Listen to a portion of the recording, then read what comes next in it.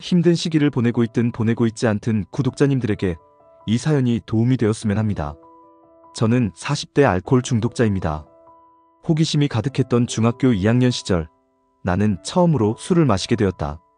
그 순간 쓰디쓴 소주의 맛에 나는 얼굴을 찡그렸지만 곧 이어서 온몸을 타고 내려오는 그 따뜻한 감각에 매료되었다.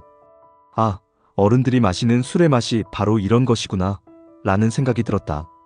그날 이후로 소주를 마실 때마다 세상의 모든 근심과 걱정이 사라지는 듯한 기분을 느꼈고 마치 다른 세상에 들어온 듯한 황홀경에 빠져들곤 했다. 그렇게 술은 내 삶의 일부가 되었고 기쁜 일이 있을 때, 슬픈 일이 있을 때, 심지어 아무 이유 없이도 언제나 술이 내 곁에 함께했다. 술을 마시면 모든 것이 괜찮아지는 듯하여 나는 술을 좋아했다. 아니, 사랑한다고 말하는 것이 더 정확할지도 모르겠다. 술은 나의 친구이자 위로였으며 때로는 탈출구와 같은 존재였다. 고등학생 시절에도 나는 주중에 2에서 3일은 술을 마신 것 같고 흡연과 함께 이 모든 것을 즐겼다. 부모님께 들키지 않으려 애쓰며 연기를 하던 나는 운 좋게도 대학에 들어가게 되었다. 그 시절 술은 마치 나의 재능을 꽃피우는 촉매제와도 같았다. 대학 졸업 후 나는 낭만의 도시로 알려진 파리에서 유학 생활을 시작했다. 그곳에서의 3년은 정말로 낭만의 도시라는 이름에 걸맞은 경험이었다. 나는 그곳에서 와인의 매력에 푹 빠져 살았다. 거의 매일 밤 입술이 새파랗게 물들 때까지 와인을 마셨고 9시부터 12시까지 어학원에서 공부하고 12시부터 22시까지 전공 공부에 몰두했다. 그리고 22시에 집으로 돌아와 담배를 피우며 와인을 포금하고 다음날 또 반복하는 일상이 이어졌다. 주말에는 한인 교회를 다녀온 후 하루 종일 취침하며 그렇게 3년을 보냈고 결국 귀국하게 되었다. 그동안 나는 술을 매일 마셔도 다음날 지각하는 일은 결코 없었다. 소주를 4병 이상 마신 다음날에도 숙취에 시달리고 속이 쓰려 몸부림을 쳐도 내가 해야 할 일은 어떻게든 해내었고 다른 사람들에게 술 때문에 힘들어하는 모습을 보이지 않으려 애썼다. 가족들과 친구들은 나를 걱정했지만 나는 그들의 말을 들을 수 없었고 오직 술만이 내 유일한 위안이라고 생각했다. 그렇게 시간이 지날수록 술은 내 삶을 잠식해갔고 내 몸과 마음은 점점 망가져갔다. 40대에 접어든 어느 날 거울에 비친 내 모습은 초췌하기 그지없었다. 술에 쩔어 검붉은 얼굴, 누렇게 뜬 눈, 푸석한 피부, 얼굴 옆을 덮은 흰머리, 그리고 늘어난 뱃살은 더 이상 젊음과 활기를 찾아볼 수 없게 했다. 그로부터 며칠 후 출근을 위해 집을 나서던 중 머리가 핑 돌더니 그 자리에서 쓰러지고 말았다. 의식은 잃지 않았지만 회전 놀이기구를 탄 것처럼 온 세상이 빠르게 도는 엄청난 두통과 고통을 느꼈다. 이제 올 것이 왔구나. 내 아이와 아내는 이제 어떻게 하지? 어머니는 많이 슬퍼하실 텐데. 응급실로 가는 택시 안에서 별의 별 걱정이 스쳐 지나갔다. 혈압, 콜레스테롤, 지방간, 고지혈증, 당뇨 수치가 높지만 아직 약을 먹을 정도는 아니라고. 담배와 술을 끊고 운동해야 한다는 나도 알만한 경고를 듣고 병원을 나왔다. 그때 병원을 나오며 첫 번째로 떠오른 생각은 나를 건강하게 낳아주신 부모님께 감사하다는 것이었다. 이제는 부모님이 주신 소중한 몸을 잘 지킬 것이라고 다짐했다. 그렇게 신께 진심으로 감사하며 술과 담배를 끊겠노라 다짐했다. 독하게 마음을 먹었지만 그것이 생각보다 쉽지 않았다. 처음에는 금단현상 때문에 너무 힘들었고 잠도 제대로 자지 못하고 온몸이 쑤시며 심지어는 환각까지 보였다. 그러나 그때는 이 고비만 넘기면 괜찮아질 거야 라는 생각으로 버텼다. 그렇게 2달을 버티니 신기하게도 몸이 점점 좋아지는 것을 느꼈다. 그러나 문제는 시간이 지날수록 마음이 점점 약해진다는 것이었다. 예전에는 술 없이는 못 살 것 같았는데 이제는 술 없이도 잘 살 수 있다는 자신감이 생기면서 슬슬 1~2잔 정도는 괜찮지 않을까? 라는 생각이 들기 시작했다. 그러던 어느 날 정말 힘들고 스트레스를 받는 일이 생겼다. 그때 예전에 친구들과 술을 마시며 웃고 떠들던 기억이 떠올랐다. 딱 한 잔만 마시고 잊어버리자라는 생각으로 술을 마셨는데 그것이 다시 시작의 신호탄이 될 줄은 꿈에도 몰랐다. 1잔이 2잔이 되고 2잔이 3잔이 되면서 예전의 습관이 되살아났고 결국 다시 술을 마시게 되었다. 다시 시작된 술은 점점 더 많은 것을 요구했고 나는 그 요구를 거절할 수 없었다. 마치 요요현상이 온 것처럼 마시는 양이 늘어났고 술 생각에 하루도 제대로 넘기기가 힘들었다. 결국 술병을 숨기고 물병에 술을 넣어 물인 것처럼 마시고 자다가 일어나서 또 마시고 전형적인 알코올 중독자의 모습이 되어버렸다. 하지만 예전과 마찬가지로 밖에서의 일과 가정에서의 육아는 충실히 하려고 항상 노력했다. 집 청소, 빨래, 설거지, 아이들 음식 챙기기, 씻기기 등등 맞벌이하는 아내가 힘들지 않도록 최대한 모든 일을 마치고 술을 마셨다. 심지어 아이들이 자는 것을 확인한 후 소주 2병을 단숨에 마시고 빨래를 정리한 후에야 잠이 들곤 했다. 그런데 이제는 종종 아내가 어제 이야기했던 해야 할 일들이 생각나지 않았다. 언제 이야기했냐, 처음 듣는 이야기다라고 하면 아내는 분명히 이야기했다고 반박했다. 이는 치매 증상인 것이라고 말한다. 옥신각신하는 일은 한두 번이 아니었다. 아내는 대학병원에서 마취과 간호사로 일하고 있다. 매일 수술방에서 일하며 매번 술 먹고 실려온 사람들, 아들이 간 이식을 받고 또 마셔서 실려온 사람들의 이야기를 심각하게 한다. 그러면서 내 사망보험금도 빨리 높이라고 하는데 참 씁쓸한 기분이 들었다. 알코올성 치매 증상도 있는 것 같다. 속은 아프다 못해 마비가 온 것 같고 역류성 식도염은 항상 달고 다닌다. 얼굴은 보기 싫어서 마스크를 쓰고 다닌다. 큰일이다. 아이가 셋인데 돈을 많이 벌어야 하는데 아프면 안 되는 상황이다. 이제는 술 마시고 다음날 힘든 척 연기하기도 싫고 그런 것도 얼굴에 티가 난다. 이제는 정말 참이슬과의 지긋지긋한 인연을 끊고 싶다. 하이트 진로 주식은 진작에 다 팔았다. 다른 사람들도 느끼겠지만 나 역시 점점 나이가 들어가면서 시간의 소중함을 더욱더 느끼게 된다. 하고 싶은 일들이 아직도 많이 남아있다. 이제 다시 단주에 도전해보기로 큰 마음을 먹고 중독자 카페에도 가입했다. 글 재주도 없고 어디에 글을 잘 쓰는 사람이 아닌데 이렇게 장문의 글을 쓰는 것은 정말 오랜만이다. 단주 이틀에서 3일로 넘어가는 밤인데 잠이 오지 않아 힘들다. 그래도 이번에는 기필코 성공하기 위해 매일 노력할 것이다. 친구들과의 웃음이 넘치는 밤, 혼자서 깊은 생각에 잠겼던 새벽, 사랑하는 사람과 함께 나눴던 달콤한 순간들까지 이 모든 기억들이 나를 더욱더 강하게 만들고 있다. 이슬이, 너는 언제나 그 자리에 있었지. 하지만 이제는 너와 이별해야 할 때가 온 것 같다. 내 건강을 위해서, 그리고 더 나은 내일을 위해서 너와의 만남을 중단하려고 한다. 쉽지 않은 결정이었지만 더 건강한 모습으로 다시 태어날 수 있을 것이라 믿는다. 이제는 안녕이다. 너도 건강하길 바란다. 잠이 오지 않아 계속 글을 적다 보니 이렇게 길어졌다. 다시 시작하는 이 순간을 소중히 여기며 나 자신을 지키기 위해 최선을 다할 것이다. 술과의 인연을 끊고 새로운 삶을 향해 나아가는 이 여정이 나에게 긍정적인 변화를 가져다 줄 것이라고 믿는다. 감사합니다. 1억 날린 전업투자자의 절망적 현실. 안녕하세요. 진지한 인생의 글이니 불편하신 분들은 그냥 읽지 않으시면 좋겠습니다. 이 글은 전업투자에 대한 저의 긴 여정을 담고 있습니다.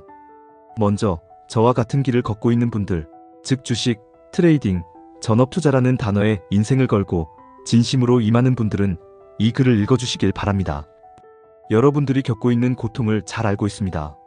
정말로 지옥보다 더 괴로운 세상에서 살아가고 있는 여러분들을 이해합니다. 저는 주식의 유행 때문에 시작한 사람이 아닙니다. 주식 붐이 일기 한참 전인 4년 전부터 끊임없이 공부하며 주식이라는 두 단어에 그 누구보다 진정으로 인생과 시간, 심지어 목숨까지 걸고 전업투자를 시작한 사람입니다. 학창시절 저는 전교생 420명 중에서 항상 15등권을 놓치지 않을 정도로 기본적인 공부, 재능과 끈기를 지닌 학생이었습니다. 그래서 주식 공부를 소홀히 했다는 말은 제 스스로에게 용납되지 않았습니다. 또한 착각일 수도 있지만 제가 어디에서든 일 못한다는 소리는 한 번도 들어본 적이 없으며 일에 대한 머리는 정말 뛰어난 수준입니다. 제가 일했던 곳들은 연락이 꾸준히 유지될 만큼 사회생활을 잘 해왔고 여러 가지 일을 해보며 저보다 일을 잘하는 사람은 단 한 명밖에 보지 못했습니다. 나머지는 일적인 지능이 떨어져 보이는 사람들 뿐이었습니다. 전업투자에 뛰어들기 전 저는 퇴근 후 저녁에 매일 3시간씩 공부를 했고 토요일을 제외한 모든 날은 빠짐없이 공부했습니다. 직장을 다니며 공부했기 때문에 3시간이 최대한 가능한 시간이었습니다. 회식이 끝난 후 술에 취해도 새벽에 일어나 술을 깨고 다시 공부를 하곤 했습니다.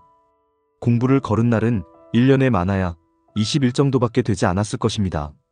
그렇게 만반의 준비와 7천만 원 남짓한 돈을 가지고 실전 투자에 3년 전에 뛰어들었습니다. 그러나 실제 시장에 제 돈이 들어가니 모든 것이 물거품처럼 느껴졌습니다. 상식도 통하지 않고 개념도 통하지 않으며 이 세상의 모든 것이 부정되는 것 같은 기분이 들었습니다. 내가 도대체 무엇을 공부한 것인지 의문이 들었습니다. 사실 매매를 하면서 손실만 계속 나더군요. 위에서 사도 손실, 아래에서 사도 손실, 바닥 매매를 해도 손실, 뉴스 매매를 해도 손실, 반등이 오기 직전 자리에서 사도 30초 동안 반등하는 척하다가 5초 만에 마이너스 6%로 떨어지는 상황이 반복되었습니다. 정말 미치겠더군요. 수익을 아무리 내도 그 수익을 일주일 이상 지키기가 너무 힘들었습니다. 결국 제가 모은 7천만 원은 단 4개월 만에 날아가고 겨우 40만 원만 남았습니다. 그때의 기억이 아직도 생생한데 10만 원은 놔두고 30만 원으로 즉석 복권을 사러 다녔습니다. 물론 결과는 좋지 않았습니다. 이렇게 3개월 만에 모든 돈을 잃고 매일 술로 지새며 죽고 싶었지만 다시 마음을 다잡고 5만 원에서 10만 원으로 매매 숙련에 들어갔습니다. 그렇게 매매 숙련을 2개월 한 후 이제는 정말 실패는 없다는 각오를 하게 되었습니다. 새로운 마음으로 월세방 보증금 2천만 원을 빼고 500만 원짜리 월세방으로 이사했습니다. 그렇게 다시 1,500만 원 중 1,000만 원으로 마음을 다잡고 매매를 시작했습니다. 7천만 원을 잊고 새롭게 시작하는 것이 정말 뼈가 아팠지만 마음을 다잡으니 한 달 정도 안정적인 매매가 가능하더군요. 그렇게 저는 실패를 기점으로 성공을 꿈꾸기 시작했습니다.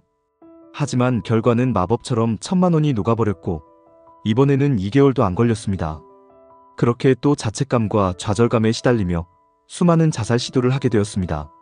암울하고 절망적인 상황에서 정신을 차리고 뇌동매매라는 악마의 자식을 끊어내지 않으면 절대 돈을 벌 수 없다는 것을 깨달았습니다.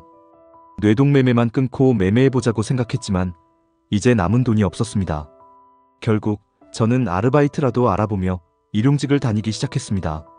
하지만 2주 정도 일하니 이대로 일만 하다간 매매 감각이 떨어질까 두려움이 밀려왔습니다. 결국 2주 만에 평일 주간 일을 그만두고 평일 저녁 일과 금요일부터 일요일까지 일자리를 알아보았습니다. 그렇게 쓰리잡을 하며 한 달에 월급 3개를 합치니 250만 원 정도 나오더군요. 대신 정말 잠도 하루에 몇 시간도 못 자고 지옥 같은 생활을 하게 되었습니다. 이렇게 일과 주식을 병행하기 시작한 것은 전업 투자에 뛰어든 지 1년 정도가 되었던 것 같습니다. 월세를 내고 생활비를 빼고 나면 한 달 시드가 0끌에서 200만 원 남짓이었습니다. 새롭게 다시 마음을 다잡고 200만 원을 시드로 잡고 계속 매매를 했습니다. 정말 뇌동매매만 하지 말자고 다짐하며 말이죠. 그렇게 지옥 속에서 1년이 다시 지나갔습니다. 결과는 1년 동안 개처럼 일한 돈을 전부 주식시장에 반납하는 것이었습니다. 이때부터는 매매 숙련도가 최상에 달했으며 안 해본 매매는 없었고 아마 여러분들이 죽을 때까지 매수 매도할 횟수보다 과장하지 않고 5,000배 이상 매매했을 것입니다. 하지만 결과는 시간, 돈, 건강 모두 잃어버린 인생의 망가짐이었습니다. 그 정도 되면 이제 깨닫게 됩니다. 아마 숙련된 트레이더분들은 당연히 아실 겁니다. 주식은 매매의 영역이 아닌 심리의 영역이라는 것. 멍청이가 아닌 이상 매매는 끊임없이 반복하고 학습하며 시장을 경험하다 보면 결국 모든 매매 실력이 얼추 비슷해집니다. 여기서 돈을 벌 수 있냐 없냐는 정말 심리가 90% 이상이라는 것을 장담할 수 있습니다. 이 사실을 깨달으니 이제 정말 심리만 조절하면 돈을 벌 수 있다는 확신이 생겼습니다. 그렇게 저는 총 1억 3천만 원 정도의 돈을 날렸지만 이제 정말 성공의 반주에 들어설 수 있다고 믿게 되었습니다. 대출을 받기 시작한 것도 그 이유였습니다. 심리만 다잡으면 돈을 벌 수 있다는 사실을 깨달았기에 빚에 대한 두려움은 저의 희망 앞에 위협이 되지 않았습니다. 대출을 받아 매매를 시작했습니다. 이제 시드는 그리 중요하지 않다는 것을 알게 되었습니다. 10만 원이든 100만 원이든 500만 원이든 1000만 원이든 결국 무너지지만 않으면 돈이 불어나 1억, 2억이 되는 것은 순식간이라는 것을 알기 때문입니다. 소액부터 대출을 받기 시작했습니다. 처음은 500만 원이었습니다. 그렇게 수익과 손실을 반복하다 가끔 찾아오는 분노매매와 뇌동매매로 인해 다시 깡통이 되고 말았습니다. 이번에는 정말 똑바로 해보자고 다짐했습니다. 제발 힘내자고 마음먹고 1,000만 원을 대출받았습니다. 그러나 또다시 깡통이 되었습니다. 이번에는 3천만 원을 대출받고 또 깡통이 되고 말았습니다. 엄청난 스트레스가 찾아왔습니다. 저는 머리는 많이 안 빠졌는데 끝도 없는 과도한 스트레스로 인해 어금니 3개가 빠져버렸습니다. 끝도 없는 손실에 결국 저는 손실에 무뎌지는 경지에 이르렀고 이제는 돈이 돈으로 보이지도 않았습니다. 대출받고 모든 돈을 날리고 다시 대출받고 다시 날리는 이런 미친 짓을 반복하는 지옥같은 삶이 반복하는 지옥같은 삶이 계속되었습니다. 그렇게 말도 안 되는 시간들이 지나고 오늘 마지막 시드 1200만 원을 한 방에 날려먹고 나서 저는 분노의 차주먹으로 집에 있는 가구를 부수고 말았습니다. 그 순간 제 마음속에는 절망과 후회가 가득했습니다. 계좌를 확인해보니 총 손실액이 마이너스 2600만 원이었습니다. 벼랑 끝에 몰아진 제 인생은 이제 더 이상 희망도 절망도 모든 것의 의미가 사라진 듯 했습니다. 저는 젊음과 가능성, 돈, 건강, 대인관계, 가족, 그리고 빚까지 모든 것을 잃은 기분이었습니다. 가장 힘들었던 것은 제가 정말 목숨을 걸고 그 어떤 인간보다 열심히 노력했지만 성공할 수 없다는 이 절망감이었습니다. 모든 자신감을 잃고 이제는 어떻게 살아가야 할지 막막했습니다. 무슨 감정으로 제 인생을 이렇게 구구절절 적어내며 올려야 할지 모르겠지만 주식으로 성공하기 위해 내던진 모든 인간관계가 그리웠던 것일까요? 이제 저는 어떻게 살아가야 할까요? 성공이 없는 삶을 살아갈 자신이 없습니다. 과연 저는 다시 일어설 수 있을까요? 이 모든 고통과 절망 속에서도 희망의 불씨를 찾을 수 있을까요? 제 이야기를 읽어주신 분들께 감사드립니다. 만약 저와 비슷한 고통을 겪고 계신다면 혼자가 아니라는 것을 기억해주세요. 우리는 모두 각자의 싸움을 하고 있으며 언젠가는 이 어려움을 극복할 수 있을 것입니다. 여러분의 여정에도 희망이 있길 바랍니다. 영상을 보시고 도움이 되셨다면 구독, 좋아요 눌러주시고 다양한 의견 남겨주세요.